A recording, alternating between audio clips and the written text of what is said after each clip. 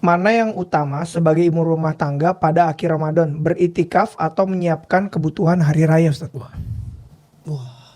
Kalau dalam kondisi, ini butuh rincian, kalau dalam kondisi si wanita ini bersuami, ada tanggung jawab dia lah untuk menyiapkan makan buat suami, buka puasa dan sahurnya, ada anak-anak kecil yang diurus gitu kan, dia harus dahulukan itu daripada itikaf, kan gitu.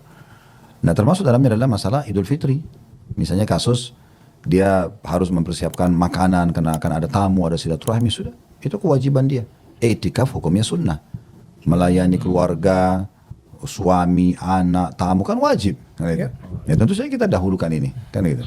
Tapi saya berharap agar setiap muslim tidak suka membentrokkan antara dua hal gitu ya.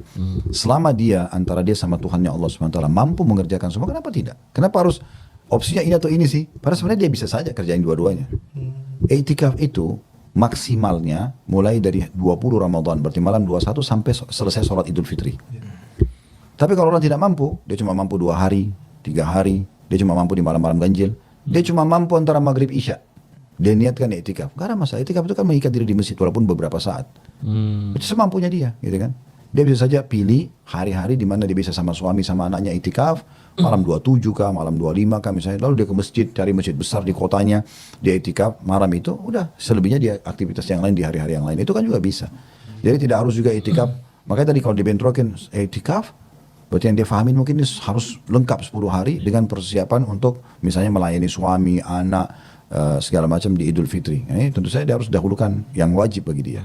Tapi dengan dia melaksanakan kewajibannya dia dan dia berharap karena nggak bisa iktikaf, dia lebih memilih memenuhi kewajiban yang jadi kewajibannya dia gitu, Ustaz. Boleh nggak dia berharap mudah-mudahan bisa dapat pahala iktikaf gitu juga? Beda. Oh. Karena iktikaf memang dia harus mengikuti di Harus masjid. menjalankan. Ya udah, kalau memang dia, Allahu alam ya, kalau memang dia tulus dalam hatinya, dia berharap ya Allah, kalau seandainya bukan karena kewajiban ini, maka hamba mau akan iktikaf, dia tulus, Allah berikan pahala, itu bisa saja. Ya, bisa saja. Tapi memang dalam hal ini saya melihat dalam kasus ini kita real saja. Memang dia harus memilih salah satunya kan. Okay. Pertanyaan kedua, Ustaz, dari MRDTHL Yahya belakangnya. Bolehkah Ribet banget itu nama. bolehkah minum pil penunda haid saat bulan Ramadan biar puasanya lengkap, Ustaz? Boleh, nggak masalah. Boleh. Ya, karena itu kan kasuistik ya. Mungkin yang agak sedikit dibahas oleh para ulama itu tentang masalah kalau dia terus-menerus meminumnya gitu ya, tanpa ada udzur, sehingga memang haidnya pun tidak normal. Ya, mungkin itu ada bahasan sendiri. Tetapi umumnya sih fatwa ulama boleh. Bagi orang yang mau umroh, mau haji, orang yang mau masuk Ramadan, itu setahu saya boleh. Malah itu bagus keringanan buat mereka kan gitu. Insyaallah, Ustaz, pertanyaan terakhir, Ustaz.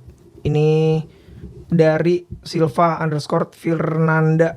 Ini pertanyaannya adalah izin bertanya Pak Ustadz. Jika para setan-setan dibelenggu di bulan Ramadan, mengapa sihir masih berpengaruh? Syaitan yang dibelenggu adalah syaitan yang menggoda umumnya. Syaitan yang menggoda umumnya. Kayak yang biasa membisikkan kita untuk mencuri, ghibah, fitnah, berzina gitu. Itu setan-setan yang ini dibelenggu. Pembelengguan mereka ini bukan berarti mereka tidak bisa menggoda. Makanya dalam sebuah hadis juga disebutkan, para setan-setan yang jatuh dibelenggu sehingga mereka tidak leluasa menggoda seleluasa di luar Ramadan. Artinya masih bisa menggoda gitu kan. Karena setan itu kan membisikkan, meniup, menyentuh, itu semua banyak sekali yang dia lakukan. Tapi ini secara umum dulu tentang masalah setan yang dibelenggu, maknanya itu. Sekarang kenapa sihir masih berpengaruh? Karena sihir ini bukan hanya sekedar godaan setan, tapi ada ikatan buhul.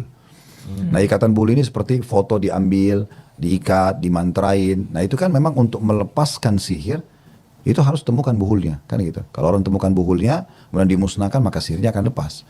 Jadi memang dia tidak ada hubungannya sama syaitan dibelenggu di bulan Ramadan. Sihir itu tetap efektif jadi. Tapi memang pasti dia akan melemah. Dia akan melemah umumnya di bulan Ramadan karena orang yang sedang kena sihir pun kalau dia tingkatkan kualitas ibadahnya itu berarti dia makin kuat.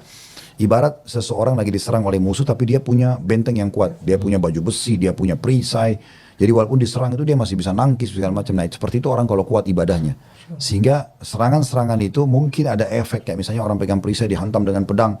Ada getaran mungkin tapi tidak berefek besar. Nah seperti itu paling ya. Nah itu kalau dia tingkatkan kualitas ibadah. Apalagi dengan dia berobat misalnya dia ruqyah syariah. Meruqyah dirinya sendiri, dia konsumsi air zam-zam, dia makan kurma ajwa, banyak hal yang bisa membatalkan sihir, maka itu aman-aman saja. Dia akan aman.